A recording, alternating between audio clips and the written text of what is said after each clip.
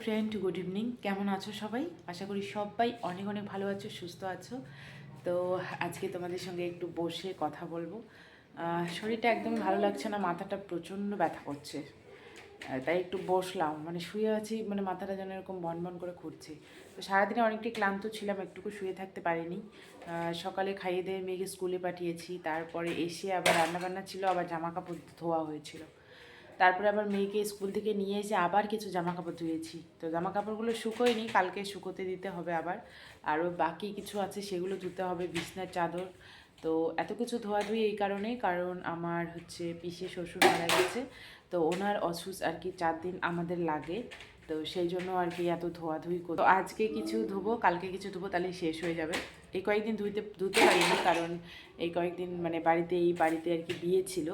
বিয়ের জন্য উপরে ছাদের উপরে প্যান্ডেল ছিল, কোনো কিছুই ধোয়াধুয়ি করতে পারিনি। তো সেই জন্য আজকে ধুবো, আর কালকে কিছু ধুলে আর কি হয়ে যাবে।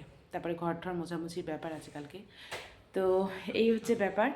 আর এখন আমি এখানে বসে আছি, আর মেয়ে রিং ঘোরানো প্র্যাকটিস করছে।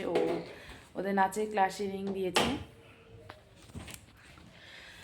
তো জীবনটা এভাবেই চলছে। রোজ দিন ভিডিও দেওয়ার চেষ্টা করি বা ভিডিও দিতে চাই, কিন্তু বিভিন্ন কারণে আমার আর কোনো ভিডিও দেওয়া হয় না। তো ভীষণই খারাপ লাগে। আমিও মানে আমার ভালো মন্দগুলো স্মৃতি হিসেবে রেখে দিতে চাই আমার ব্যস্ততার জীবনটা, কিন্তু সেটা আর হয়ে ওঠে না। সারাদিন কাজের পর এখন একটু বসে আছি, তাই ভাবলাম একটু তোমাদের সঙ্গে কথা বলি। এই জীবনটা এতটাই কঠিন যে চলার পথে অনেক বাধা আসে। তো তবুও সেই বাধাগুলোকে পেরিয়ে চেষ্টা করব আমার ছোট্ট ছোট্ট লাইফস্টাইলগুলো দেওয়ার। তো তোমরা আমার পাশে থেকো। অনেক দিন ধরেই ভিডিও দিচ্ছি না, শুধু শর্টস একটা করে ছাড়ছি। তো জীবন কখনো কারোর জন্য থেমে থাকে না, জীবন তো চলতেই থাকবে।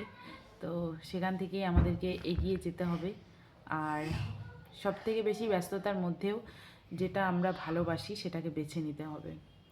তো এখন থেকে ভাবছি, যত ঝামেলাই হোক, যত খারাপ পরিস্থিতিতেই থাকি না কেন, ছোট্ট ছোট্ট ব্লগ হলেও তোমাদেরকে শেয়ার করার চেষ্টা করব। আর বেশ কয়েকদিন একটু মানে কি বলবো, টেনশনেও ছিলাম। তো শরীরটা খারাপ ছিল, বুকে ব্যথা। তারপরে ডাক্তার দেখালাম, এক্সরে ইসিজি রিপোর্ট হলো, কিন্তু কোনো কিছুই ধরা পড়েনি। তো ডক্টর বলেছিল যে এটা মাস্কিউলার ব্যথা হতে পারে। তো ওষুধ দিয়েছে, ওষুধটা এখনও খাওয়া শুরু করিনি, কালকে থেকে খাওয়া শুরু করব। তো দেখা যাক। আর শরীর ভালো না থাকলে মনও ভালো থাকে না, আর মন ভালো না থাকলে কোনো কিছুই ভালো লাগে না, এরকম একটা পরিস্থিতি হয়ে যায়।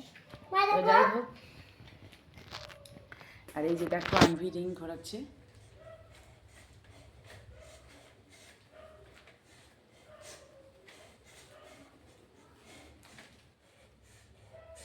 এটা ওদের আনভিদের এই রিং ঘোরানোটা নতুন শেখাচ্ছে নাচের ক্লাসে।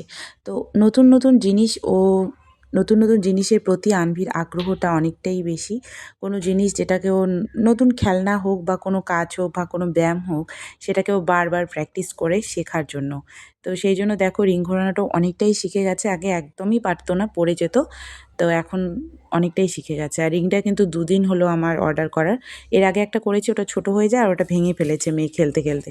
আর এটা দেখো 2 দিনেই অনেকটাই শিখে গেছে। তো এটা করতেও কিন্তু অনেক কষ্ট লাগে। আমি করেছিলাম, আমার তো ভীষণ মাথা ঘুরে যেত, পারতাম না একদম।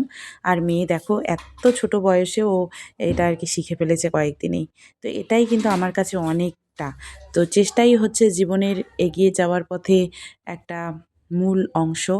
তো সারা জীবন এভাবেই ও চেষ্টা করুক, এগিয়ে যাক, এটাই আমি চাই।